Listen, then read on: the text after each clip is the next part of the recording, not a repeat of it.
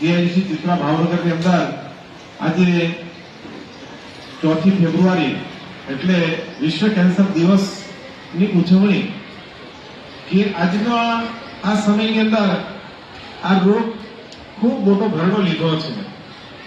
નાના બાળકથી માંડી અને આબાલવૃદ્ધ સૌને દિવસ છે વિશ્વ કેન્સર દિવસ. અને દિવસ ઉજવવા પાછળ પણ કંઈક હેતુ તો હશે ને. અને જેવી રીતે આપણે દરેક દિવસની ઉજવણી કરીએ છીએ, તહેવારની ઉજવણી કરીએ છીએ, એને દરેકનો હેતુ હોય છે. તેમ કેન્સર દિવસ ઉજવવા પાછળ પણ કંઈક હેતુ હશે.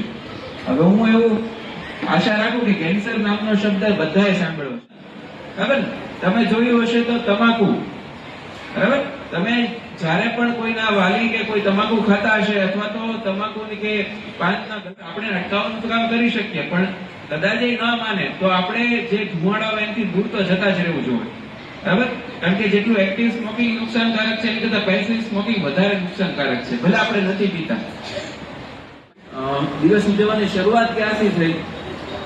તો કેન્સર દિવસ આપણે 4 ફેબ્રુઆરીએ ઉજવવામાં, જે આ 4 ફેબ્રુઆરી છે, વર્ષ 2000 સાલથી આની શરૂઆત થઈ છે. આના માટે છે ને સંસ્થા છે UICC, એટલે કે union four international cancer control. બરાબર? એમણે આની શરૂઆત કરી છે. આ એક આંતરરાષ્ટ્રીય સંસ્થા છે.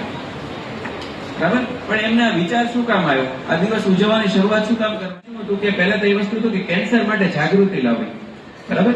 કેન્સર વિશે લોકોને ખબર હોવી જોઈએ કે કેન્સર શું કામ થાય, કેન્સર ન થાય એના માટે શું આપણે પગલા લઈ શકીએ.